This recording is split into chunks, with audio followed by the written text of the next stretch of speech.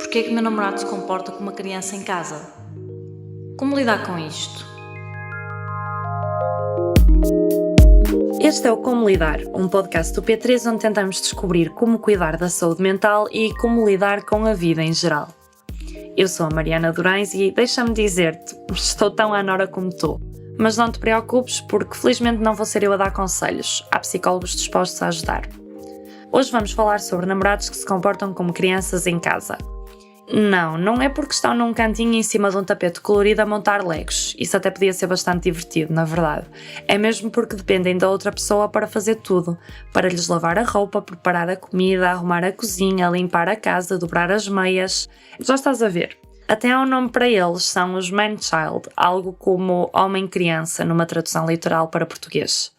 Se és homem e já reviraste os olhos ou comentaste que não és assim, calma. Tu até podes não ser, mas a verdade é que há números que provam que o trabalho doméstico está desequilibrado e recai mais sobre as mulheres.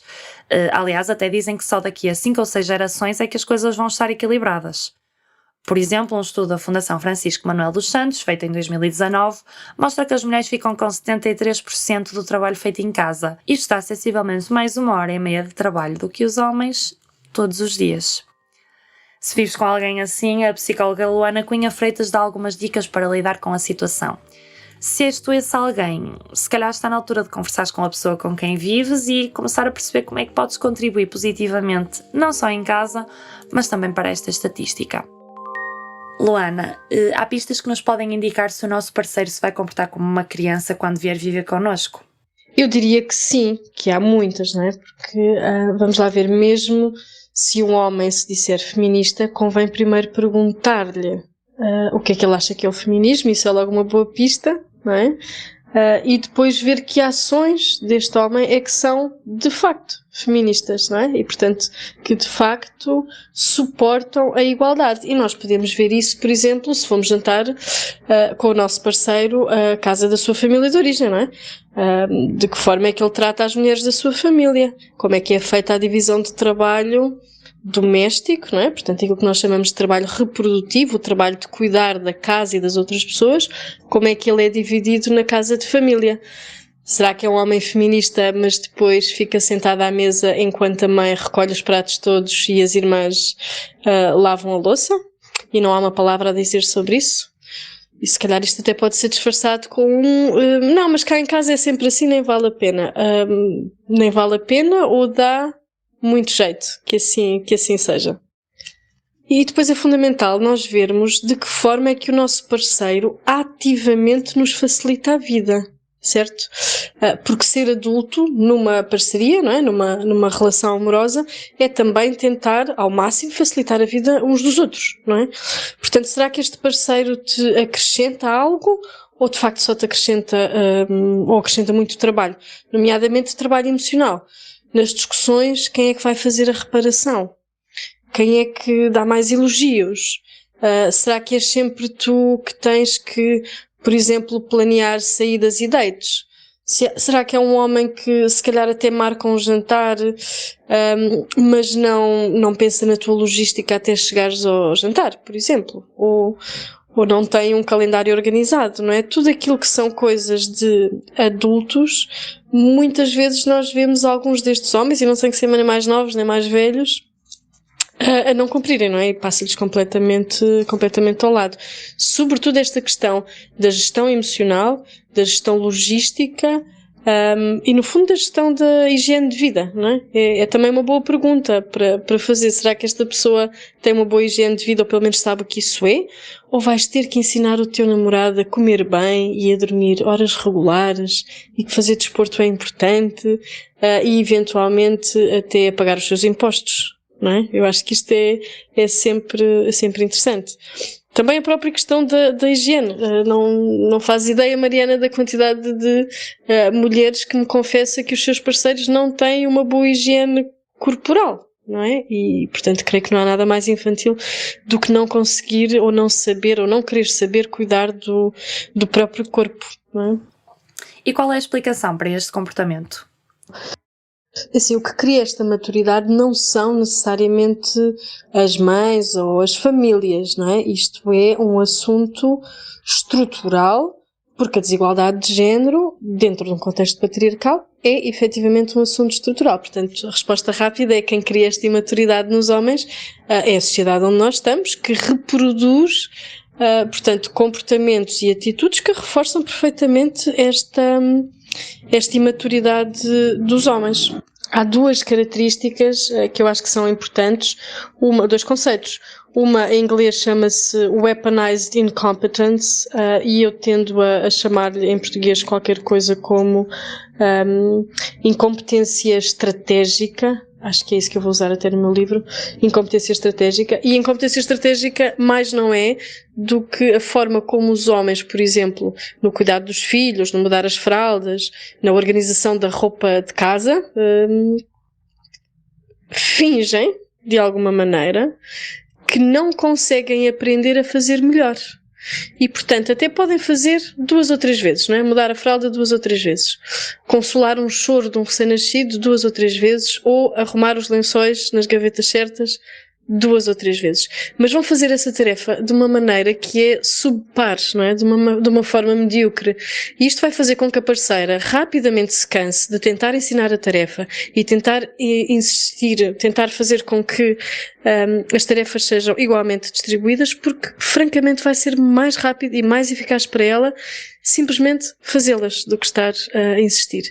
E, como é óbvio, isto acaba por reproduzir, no fundo, esta infantilização do coitadinho, ele não consegue fazer e nem consegue aprender. Ora, isto não é propriamente algo que se queira num homem adulto.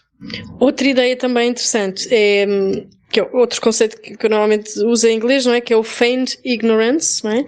Como alguns homens fingem não saber de que qualquer coisa é desigual, não é? Portanto, que nunca repararam que a mãe trabalhava mais em casa, que nunca repararam que as mulheres pagavam mais por produtos de higiene do que os homens, que nunca repararam que havia uma desigualdade salarial, que nunca repararam que lá em casa era ela que arrumava, que fazia o trabalho mais invisível, que nunca repararam que a roupa das crianças deixa de servir a dada altura, não é? E, portanto, este nunca repararem é uma espécie de uma ignorância fingida de quem, de facto, não está no terreno a tomar conta das coisas e, portanto, muitas vezes é considerado por estas mulheres como mais um filho, não é? Por isso é que tantas mulheres me dizem que, depois de se divorciarem, que podem ter outras relações, claro que sim, mas que nunca mais querem viver com outro homem, porque, efetivamente, o trabalho logístico e doméstico que dá não tem nada a ver com criar filhos. É um pouco pior. Como é que se lida com isto? Bom, para mim tem a ver com níveis e com limites. Nós temos que estabelecer o que é o mínimo olímpico que nós exigimos numa relação, não exigir nada abaixo disso. Mas ter absolutamente, não exigir, quer dizer, não aceitar nada abaixo disso. Agora, temos de ter a certeza que aquilo que estamos a exigir são mínimos. E na maioria das relações, nem estes mínimos são cumpridos. Portanto, a segunda parte é que os limites que nós colocamos, ou seja, aquilo que vamos admitir e aquilo que nós não vamos admitir, devem ser, de facto, autênticos e genuínos com aquilo que nós consideramos que são respostas adequadas às nossas expectativas e às nossas necessidades. Porque, muito provavelmente, nós respondemos de forma muito adequada às necessidades emocionais, físicas e logísticas do nosso parceiro. E se queremos estar numa parceria igualitária, essa mesa não pode estar inclinada. Não esquecer que o papel dos homens, hoje em dia, em relações heterossexuais, não é? Portanto, em relações de pessoas de género diferente, já não é o de providenciador financeiro, não é? Isso é raríssimo. E, portanto, aquilo que lhes é exigido tem muito mais a ver com a sua maturidade emocional, com a sua capacidade logística, não é? Com, no fundo, responder às necessidades e às expectativas daquilo que é uma relação de casal, que é muito mais do que uma parceria económica. Ora, muitos homens efetivamente não foram educados e não estão treinados para fazer isto. Mas devo dizer também que há muitos homens que já perceberam perceberam chocados as suas lacunas e, portanto, estão a fazer extraordinários caminhos rápidos e eficazes de desenvolvimento pessoal a esse nível, e são normalmente homens que tentam não falar assim muito, mas tentam sobretudo ouvir aquilo que as mulheres lhes pedem. Luana, como é que se pode fazer então uma divisão saudável de tarefas? Bom, efetivamente, Mariana, nas minhas consultas de terapia de casal, com casais hetero, não é? Portanto, com casais de género diferente, este é o grande tópico. Efetivamente, aquilo que nós podemos fazer é tornar visíveis essas tarefas. A maioria das tarefas reprodutivas que as mulheres fazem, não é? Portanto, tarefas associadas ao cuidar e ao manter uma vida doméstica, familiar e relacional saudável, são tarefas invisíveis, elas não são vistas. Eu aconselho muitas vezes às mulheres, sobretudo, a fazerem uma lista de todas as tarefas que fazem em casa. E depois peço ao homem para fazer a mesma coisa. E normalmente as tarefas que a mulher descreve são de um número ali à volta das 30 ou das 40, e os homens normalmente colocam menos de 10, não é? E portanto isto acaba por tornar muito visível imediatamente entre os parceiros essa desigualdade, e a partir do momento em que essas tarefas são visíveis, em que estão explícitas para todos, aí sim vamos distribuí-las, e podemos distribuir de várias formas. Podemos distribuir por competência, claro, mas aí tem que se manter algum nível de paridade, ou podemos distribuir por aquilo que dá jeito, ou aquilo que dá mais prazer, não é? Portanto, há pessoas que gostam mais de lidar com louça, há pessoas que gostam mais de lidar com roupa, com certeza, mas deve ser efetivamente paritário. Eu tenho algum pudor em usar a palavra deve como psicóloga, mas neste tema em particular, ao fim de 15 anos a ver casais, eu já devo ter visto mais de 500 casais, eu nunca vi uma situação de desigualdade em termos de tarefas que tenha funcionado bem. Posto isto, pega no papel e na caneta e começa a dividir tarefas. Já sabes, não importa se ficas com a roupa, com a louça, com a limpeza, o importante é mesmo equilibrar a balança. Isto, claro, para não ser preciso ir comprar uns patins.